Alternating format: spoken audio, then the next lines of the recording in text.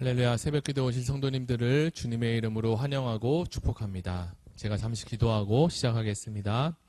사랑의 하나님 감사합니다. 오늘도 하나님 말씀을 통하여서 주님 앞에 우리가 섰습니다. 이 말씀을 통하여서 전하는 자와 듣는 자 모두에게 하나님의 은혜의 시간 되게 하여 주시고, 이 말씀을 통하여서 우리가 진리의 빛 대신 예수 그리스도로 한 걸음 가까워지게 하여 주옵소서. 예수님의 이름으로 기도드립니다.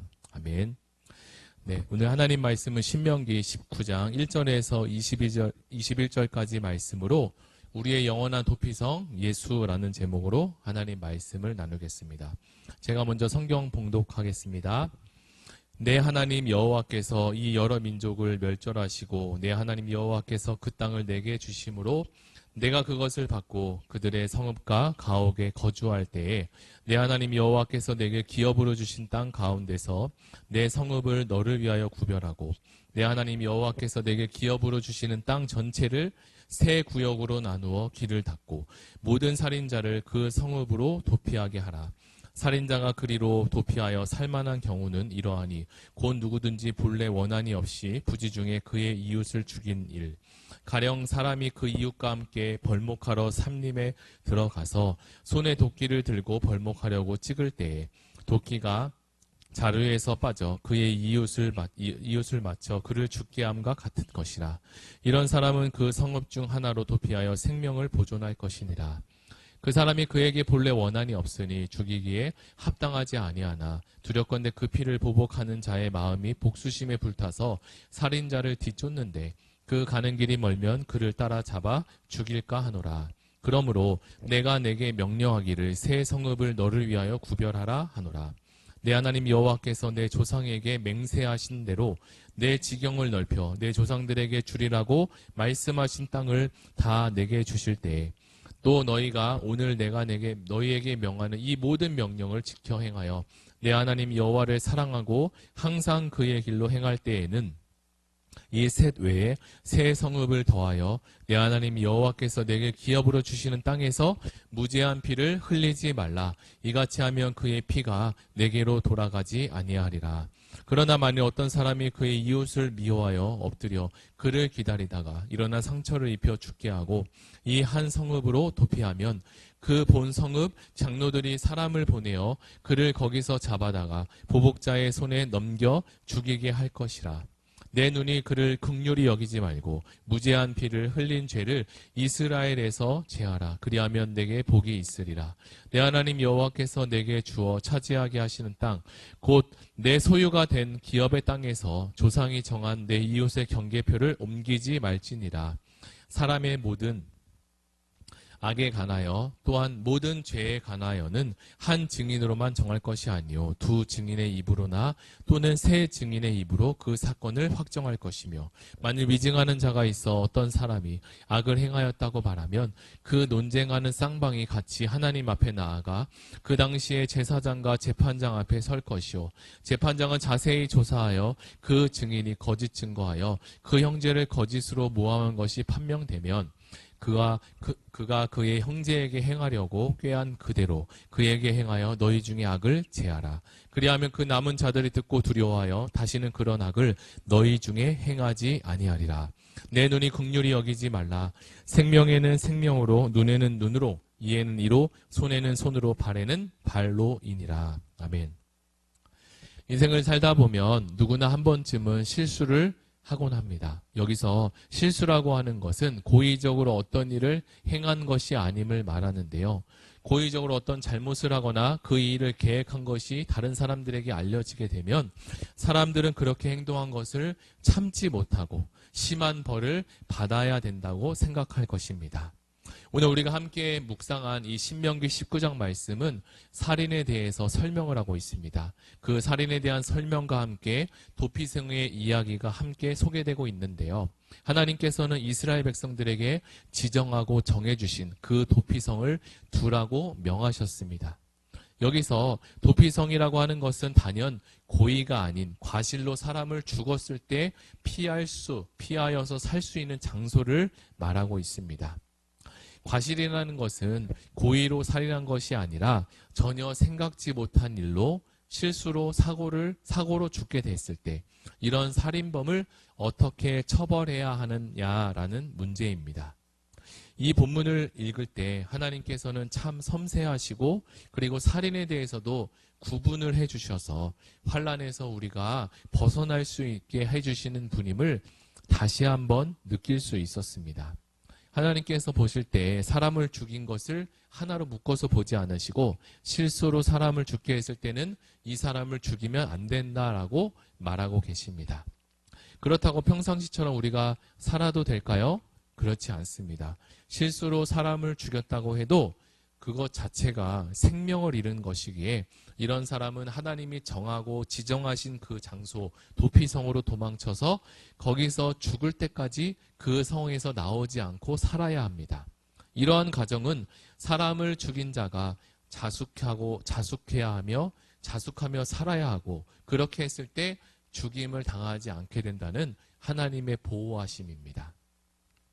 저는 이 말씀, 이 내용을 보면서 이 도피성이라는 것이 우리가 예수 그리스도와 함께 참 연결되어 있다라고 느낌을 받게 되었습니다. 물론 우리도 살면서 실수도 하고 죄를 짓고 고의로도 짓기도 하고 또는 연약해서 죄를 짓기도 합니다. 도피성은 실수로 인해 사람을 죽인 경우가 해당되지만 죄인이 예수님께 나아온다면 어떠한 죄를 막론하고 사함을 받을 수 있기 때문입니다. 도피성이라는 것은 예수님 믿는 우리가 지속적으로 하나님의 은혜를 놓치지 말고 그 은혜 안에서 사는 아주 중요한 진리를 알려주고 계십니다. 이렇게 사람들이 땅 위에 살면서 죄를 짓고 그 죄가 가득해지게 되면 그 땅이 당연히 그 죄를 토해내서 다시 사람에게 피해를 입게 되는 원리입니다. 환경도 그리고 자연도 우리가 가꾸지 않고 보살피지 않으면 온 세상이 쓰레기 더미가 되어 그 피해는 땅이 받게 되지만 결국에는 그 땅의 피해가 인간에게 돌아오는 것처럼 이 죄라는 것도 똑같은 이치이기에 하나님은 우리로 하여금 더 많은 죄를 짓지 않도록 하기 위해 말씀으로 교훈해 주고 계십니다. 우리는 출애굽한 이스라엘 백성들이 가나안 땅에 들어가면서 그 땅에서 쫓겨나지 않고 평안하게 그리고 복되게 사는 방법을 가르쳐 주셨습니다. 그 첫 번째는요, 다른 사람에게 피를 흘려서는 안 되고, 둘째는 남의 땅을 빼앗지 않아야 한다. 그리고 세 번째는 재판에서 섰을 때 위증해서는 안 된다는 것이죠. 이것은 현대에서도 마찬가지인데요. 사람이 이렇게 모여 사는 공동체에 욕심을 내고 부리고 내 것이 아닌데 부정한 방법으로 욕심을 내며 그것을 빼앗고 탐낸다면 그리고 거짓을 행한다면 결국은 그 거짓과 그 욕심이 다 드러나게 되어 어려움을 당하는 것을 우리는 볼 수 있게 됩니다. 그러나 사람들은 자기에게 주어진 것을 만족하지 못하고 끊임없이 더 많은 것, 더 좋은 것, 그런 것들에 욕심을 계속 내게 됩니다. 현대사회로 접어들수록 이러한 욕심은 더 많이 커지고 더 많이 드러나는 것 같습니다. 이러한 상황 가운데 성경은 우리에게 아주 중요한 말씀 하나를 주시는데요. 그 말씀은 욕심이 잉태한 즉 죄를 낳고 죄가 장성하면 사망을 낳는다라는 말입니다. 죄라는 것은 시작이 어디서부터 되냐면 바로 우리의 마음속에 있는 욕심으로부터 시작된다고 합니다. 욕심이 있으면 그 욕심이 잉태를 하게 되는데 잉태하게 되면 욕심이 죄를 낳게 되고 그 죄가 자라서 당연히 사망하는 결과를 갖게 되는 원리입니다. 안타까운 것은 그 가나안 땅이라는 곳에는 살인과 그리고 복수의 간섭이 참 많이 있었습니다. 이러한 간섭은 현대까지 이어져서 아주 무서운 범죄나 그리고 테러와 전쟁도 두려워하지 않고 일어나는 것을 우리는 보고 있습니다. 하나님은 이러한 인간의 상황들을 아시고 이스라엘 백성들을 통해서 이 도피성이라는 제도를 제정해 주십니다. 절대로 가나안 땅에서는 욕심으로 인해서 그리고 복수의 복수를 통해서 생명이 끊어지거나 피해를 보는 일들이 생기지 않도록 건면하고 계십니다. 고의적인 살인은 당연히 어떠한 잘못일지라도 허용되지 않고 아무리 원한과 미움의 감정이 있을지라도 살인은 해서는 안 되는 거죠. 그 마음까지, 그 살인의 마음까지 가게 된다면 그것은 인간이 해결해야 될 문제가 아니라 하나님께 맡겨야 될 문제이고 사람이 해결할 수 있는 문제도 아닙니다. 마지막으로는요, 우리가 많이 들었던 말씀이 하나 나오는데요. 바로 21절 말씀입니다. 제가 한번 읽어드릴게요. 내 눈이 긍휼히 여기지 말라. 생명에는 생명으로, 그리고 눈에는 눈으로, 이에는 이로, 손에는 손으로, 발에는 발로이니라. 이것은 자신이 직접 가해자에게 이렇게 보복해라 라는 뜻으로 하신 말씀이 아닙니다. 우리는 당연히 이것을 잘못, 이 문자적으로 그냥 그대로 이해하고 있는데요. 아무리 가해자라고 하더라도 본인이 그것을 손을 댈 수 없다는 뜻을 가지고 있습니다. 이러한 일 앞에서는 자신이 해결하지 않고 법적으로 세운 재판관이 이것을 결정하고 해결할 수 있는 문제이며 재판관도 이러한 죄에 대해서 그대로 그 이상을 처벌하는 것이 아니라 이에는 이, 눈에는 눈이라는 정당한 방식과 처벌로 처벌을 하라는 뜻입니다. 작은 죄를 지었는데 그 당시에는 큰 처벌을 내리기도 했고요. 억울한 처벌을 내리기도 했습니다. 그래서 죄에 상응하는 처벌을 내리라는 뜻의 하나님의 마음을 담겨주십니다.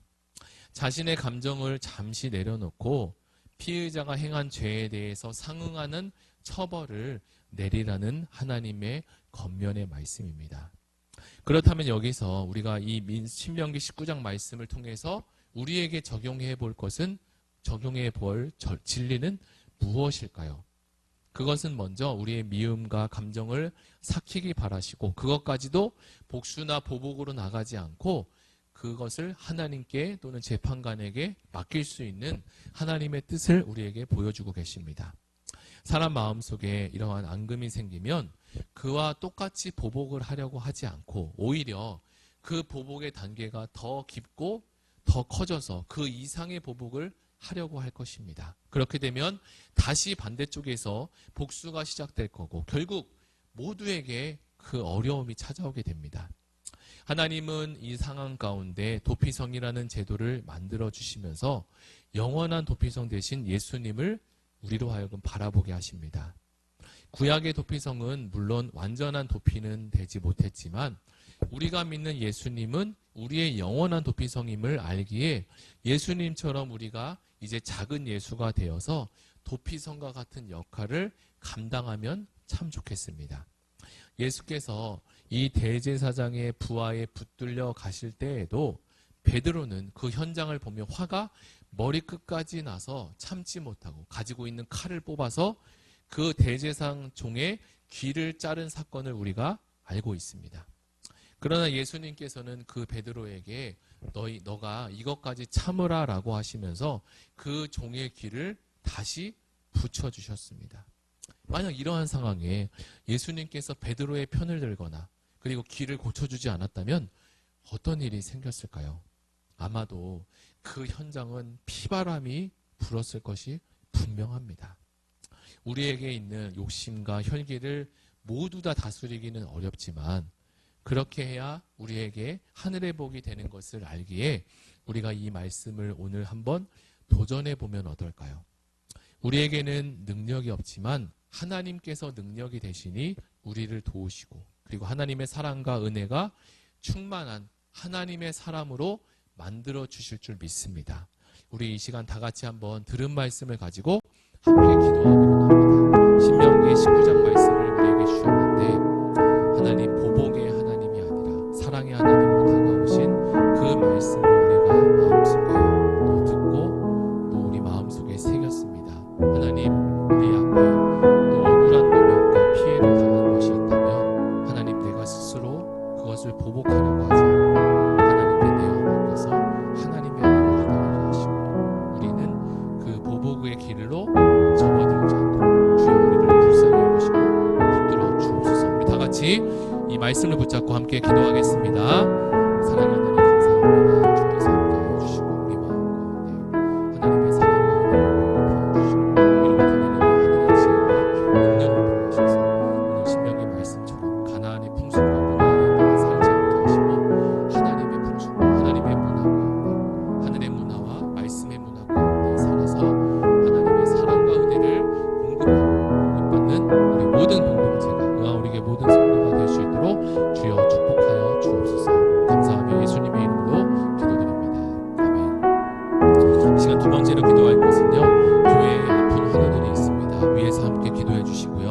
다락방이 진행되고 있는데요. 그 안에서 복음의 나눔과 그리고 복음의 전